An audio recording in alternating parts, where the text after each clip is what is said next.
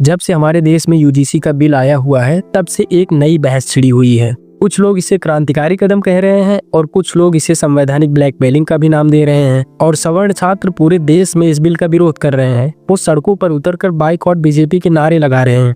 UGC का मुख्य उद्देश्य है कैंपसों में जातिगत भेदभाव को खत्म करना, जो कि बहुत अच्छी बात है। डेटा भी यही कहता है कि पिछले 5 सालों में ऐसे मामलों में 118% की वृद्धि हुई है। लेकिन समस्या के सॉल्यूशन में 3 ऐसे पॉइंट हैं जिसे लेकर सामान्य वर्ग के छात्र पूरे देश में विरोध प्रदर्शन कर रहे हैं। पॉइंट 1, 2023 के नियमों में एनी कास्ट शब्द था, यानी कि सबके लिए नया था।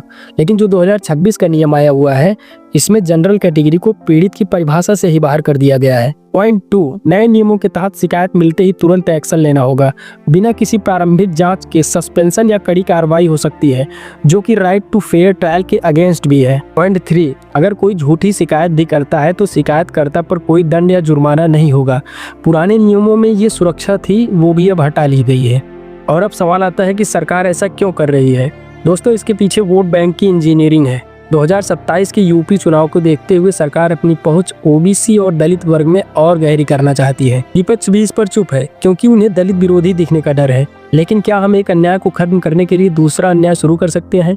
आर्टिकल 14 कहता है कि कानून के सामने सब बराबर हैं। अगर एक सवर्ण छात्र को जात के नाम पर सुदामा पोटा कहकर चिढ़ाया जाता है तो उसके पास कोई ऐसा लीगल रास्ता क्यों नहीं है? ये इक्वालिटी नहीं है बल्कि पॉलिसी इम्बैलेंस है। न्याय तो तभी सार्थक हो पाएगा जब वो कास्ट न्यूट्रल हो। इच्छा संस्थानों को राजनीतिक अखाड़ा बनाने की बजाय हमें एक ऐसा सिस्टम चाहिए जहां पर हर शिकायत की निष्पक्ष जांच हो सके। झूठी शिकायत करने वालों पर सख्त कार्रवाई होनी चाहिए और सुरक्षा का अधिकार हर छात्र को होना चाहिए, चाहे उसका सरनेम कुछ भी हो।